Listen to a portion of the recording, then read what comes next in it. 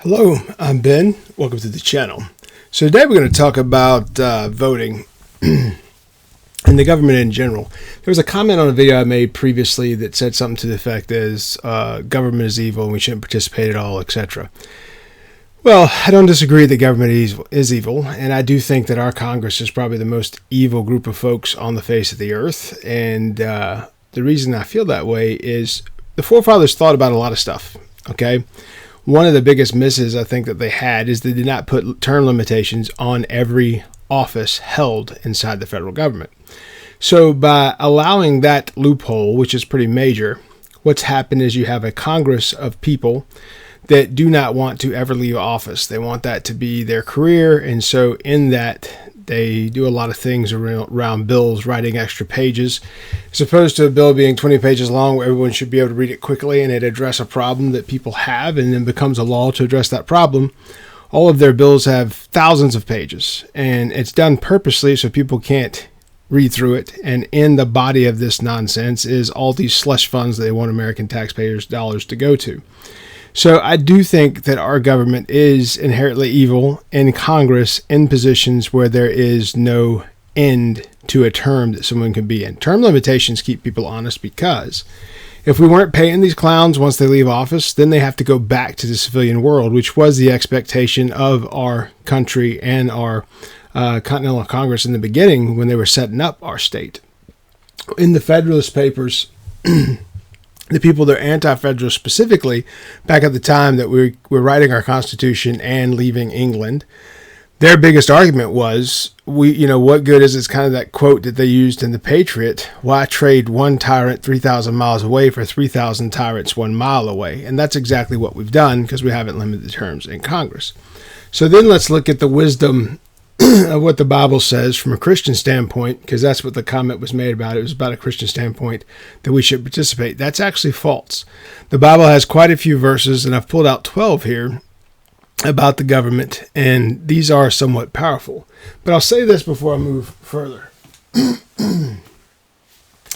This is the oath of Hippocrates, okay? This is known as the Hippocratic Oath, and this hangs in my office here above my desk. And the reason I have that, no, I'm not a doctor. I don't practice as a physician, but I have been a leader in medical businesses, and I still contribute as a consultant. But the basic understanding of the Hippocratic Oath is first, do no harm. So I try to use that in my consulting business. I try to use that in my lecturing and my teaching, because I think that's the most important piece. So first, do no harm. And then it goes from there to say, remove the obstacles that's there that prevent someone from healing. And then the last piece is address it with a proper fix, a proper prescription, if you would. So I don't look at government or decision-making any worse. I think first, when you're talking about government, you're talking about voting, first, you do no harm.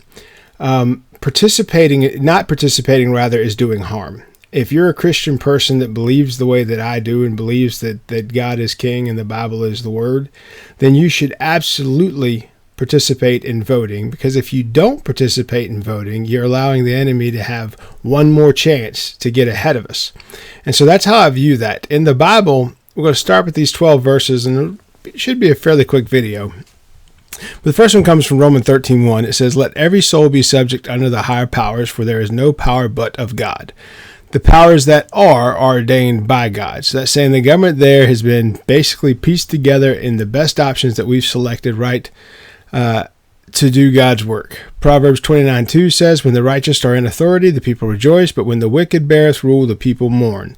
The only way to fix that and take the wicked out of office is to vote for somebody to replace them, right? It says right there in Proverbs 29:2 that when the righteous are in authority, people rejoice, but when the wicked beareth rule, then the people mourn. And that's what you see has been going on since the days of Barack Obama. Many people claim right now, and the way you view politicians doesn't matter to me. Here's the simple fact. When Obama was in office, he spent more money than all of the U.S. presidents before him combined. Think about that. One president spent more money than all the presidents in front of him combined. Nothing was said about it because we wanted to get into this $1 trillion area. We were in the millions and billions before, but now in a $1 trillion area where trillions are numbers that we throw around now, which used to be cartoon numbers just 30 years ago. So you want to make sure that you're clear on what you're seeing there. So when the righteous are in authority, the people rejoice. When the wicked beareth rule, the people mourn. We mourn in the grocery store. You see the gas prices. Bad people do bad things that have bad impacts on the citizenry. 1 Timothy 2:1-2 says, I exhort therefore that first of all, supplicants, prayers, intercessions, and giving of thanks be made for all men, for kings and for all that are in authority, that we may lead a quiet and peaceable life, all in godliness and honesty. That's 1 Timothy.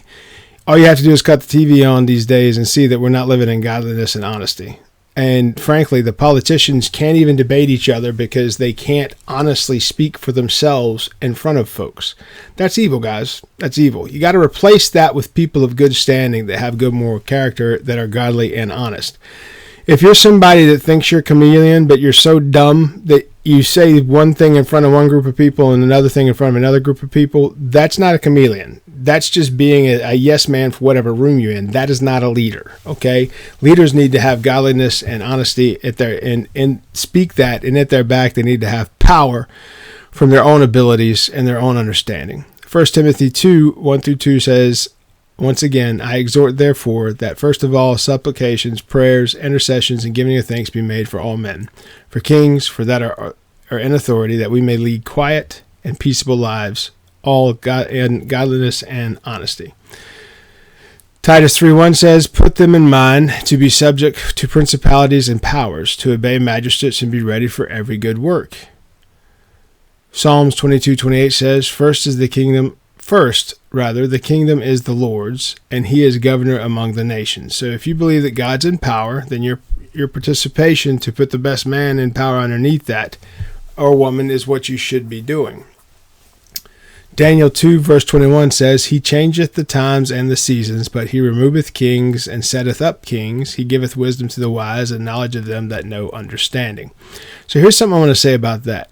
Kingdoms, governments, all come and go. Okay, if you look at the history of the world, 247 years is about all that a kingdom can last in this world. If you study back the past 10 centuries, that's what you'll see to be the case. America is 247 years old. Okay, so it's not saying, I don't think America will ever go away. I think it will always be here, but maybe it'll be 38 states instead of 50. The point is, at the end of the day, if we're not doing our part in voting the best official into office and being hopeful, then we're in a bad spot. So the good can't stop voting because they don't like the bad, right? And just think about the nonsense around no IDs and around dead people voting, everything else. For us to be a nation that should be a light to the world, that can't happen in our elections. Having an ID is required by law, by most other things adult human beings do. I don't see why that's, and it's the only reason it's a loophole is because dirty people, evil people want to be evil. So anyone that's against an ID or against that same law that we put in practice for you to get your prescription drugs from the drugstore, or for you to use your credit card at checkout at Walmart, for people to say that same level of expectation is wrong for voting, that's just plain evil. The people that would support that are frauds, liars, and thieves. So it says right there, the king's heart is in the hand of the Lord, and the rivers of water he turneth whatsoever he will. That's Proverbs 21:1, and in that it's saying that God will move this the way he wants. No matter how bad we decide, we can't bring forth the end of the world quicker than what is coming, right? He'll move these bad things that you put in place to his will, but it's best that we do the best we can to minimize the evil we're participating with. And I say that specifically. If you're supposed to be a Christian and you vote in a way that seems unchristian, you're supporting things that are abomination to God, that it says that he hates. And I read those things off before because I actually keep that list in my phone. That's how important that is. So I'll read through that very quickly again, and I guess I'll start putting this in videos more commonly. But in that, it's very simple. It comes from Proverbs 6 verse 16 through 19. So this is Proverbs 6, verse 16 through 19. It says, there are 6 things that the Lord hates, 7 that are an abomination to him. Verse 17 says, haughty eyes and a lying tongue. So there it is right there in verse 17. He hates lies and people that tell them. The hands that shed innocent blood. That's verse 17. Haughty eyes, a lying tongue, and hands that shed innocent blood. What is innocent blood? What does that mean to you? It's directly out of the Bible. 18 says, a heart that devises wicked plans. God hates that. It's abomination to him. A heart that devises wicked plans. Feet that make haste to run to evil. So those that support evil. Feet that make haste to run to evil. 19 is a false witness who breathes out lies. Something I mentioned out earlier. A false witness who breathes out lies. And one who sows discord among brothers. So someone that would try to drive a wedge in between people. Here's my point. If your politician says things like, these people are garbage, these people are undesirables, if your politician is up there saying those things, trying to drive a wedge, instead of saying us and we, that's a problem, right? And that just, if you read those things that God hates from Proverbs, you'll understand very quickly what is good and what is evil. Not my opinion, guys. It comes from the Bible. Okay, let's go back over here to Matthew 22:21. It says, render unto Caesar the things which are Caesar's, and unto God the things that are God's. That means give to the government what you should be, and give what you should to God to God. Matthew 22:21 says, render therefore unto Caesar all the things which are Caesar's, and unto God the things that are God's. Okay, 1 Peter 2, verse 13 through 14 says, submit yourselves to every ordinance of man, for the Lord's sake, whether it be to the king as a supreme, or unto governors as unto them that are sent by him, for the punishment of evildoers, and for the praise of them that do well. So back in the time that this was written, you had Deuteronomy as Hebrew law. And Hebrew law didn't tolerate a lot of nonsense. If there was a murder, you killed him. If there was a rapist, you killed him. If there was someone who did something to harm the elderly or the innocent, you killed them. The point was you removed the evil from the general population completely. Okay, and that allowed the population to live in an area that's right with God, because the practitioners of evil were diminished radically. Ecclesiastes 8:2 says, I counsel thee to keep the king's commandment, and in that regard the oath of God. So if you're a Christian, there you go. I counsel them to keep the king's commandment, and in regard to the oath of God. Acts 5:29 says, then Peter and the other apostles answered and said, we ought to obey God rather than men. Yes. And that's the point about how you vote and how you participate in government. You ought to value God's opinion over man's, and you ought to obey God rather than men. What were the 7 things that God hates, or the 6 things that he hates, and the 7th are abomination to him?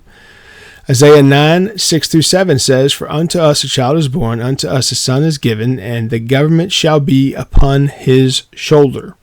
His name shall be called Wonderful Counselor, the Mighty God, the Everlasting Father, the Prince of Peace. Of the increase of his government and peace there shall be no end upon the throne of David, upon his kingdom, to order it, and to establish it with judgment and with justice, henceforth, even forever. The zeal of the Lord of hosts will perform this. So this just says, this earth is God's. When Jesus was born, he became the law there. Under that, unto us a son is given, and his government, and the government shall be upon his shoulder. His name shall be called Wonderful Counselor, the Mighty God, the Everlasting Father, the Prince of Peace. Of the increase of his government and peace there shall be no end. Upon the throne of David, upon his kingdom, to order it. So it's upon him to order it, and to establish it with judgment and justice.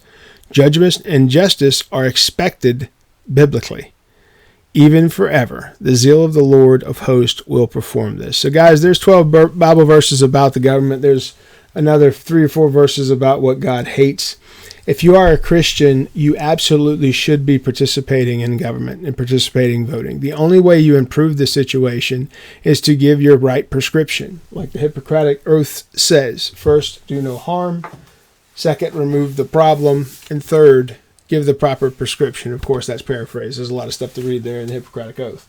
But that's my suggestions around government. That's the biblical support to what I'm thinking, and that's how I bring my level of reasoning into place. Dishonesty and people driving discord, it's not a small thing. It's things that God hates, okay? So if you see people up calling names like children, or acting like children, or trying to drive a wedge between the United States of America, so think about that.